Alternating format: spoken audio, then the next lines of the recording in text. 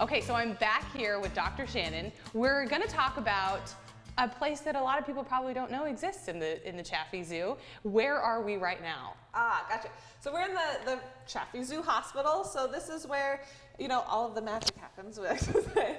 But really, it's the place where, you know, a lot of animals will come here for their routine exams. Some of them are trained for their behaviors when they're coming in.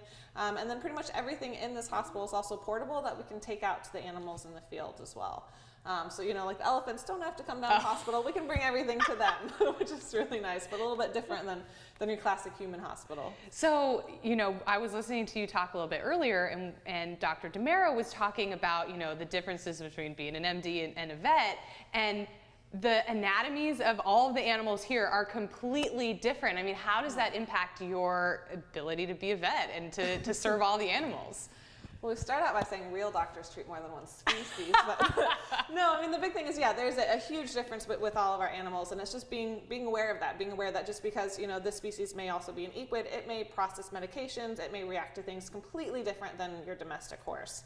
So we start with that domestic horse maybe as our guideline for where we're gonna start things, and then, you know, research is ongoing, and we're constantly learning more and more about these animals the longer that we have them in human care, and really the amount that we know about them now and how to treat them is just huge and grown exponentially within the last 20 years. It's a pretty incredible field to be in. I really liked what you said off camera. You were saying, you know, you have to acknowledge that you're not going to know everything. You just have to know where to look when you get that species onto your table or whatever. Exactly, yeah. So for example, you know, we had a sloth procedure the other day, and, you know, our technicians are going through, you know, the kind of checklist of, okay, where are the normal spots that I get blood on, you know, on a mammal this type, and it's like, aha, but then sloths are different, and then, you know, showing them it's like, okay, this is our anatomy, this is the unusual places for sloths that we're actually going to be, you know, getting their routine blood draws from, and so it's just kind of knowing that you're not going to know everything, and just keeping in mind where to look and to get that information and have it available, and sometimes it's not, and you're just going to try stuff and see if it works. That's why they call it practicing medicine, you know? Exactly, yeah. So I want to ask,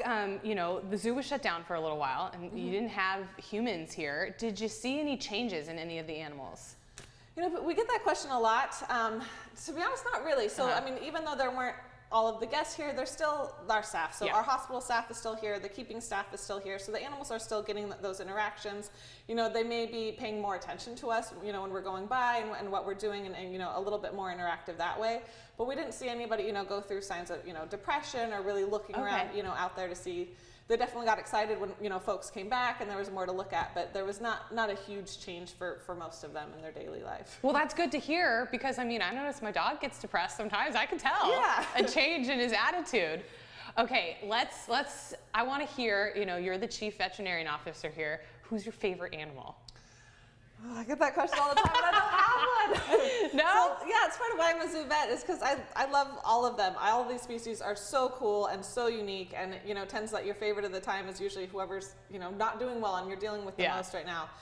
So yeah, I like all of them. You like all of them? I do. Okay, that's a good answer. But everybody's doing healthy, all the animals are doing well, and no real procedures or anything like that? I mean, we have procedures all the time, because, I mean, so much of it is you know, preventative medicine. So making sure that we're going through and getting their physical exams, because they can't tell us what's going on. So it's up to us to really go through and pick up on really subtle cues, and then just look. I mean, plenty of times we'll have these guys that just for their annual, you know, biannual x-rays, and we're finding masses or signs of arthritis or things that they weren't showing us, but that we need to address to make their lives better. Okay. So yeah, so we do probably about 60% we say preventative, and then 40% reactive medicine, and on any day that can change.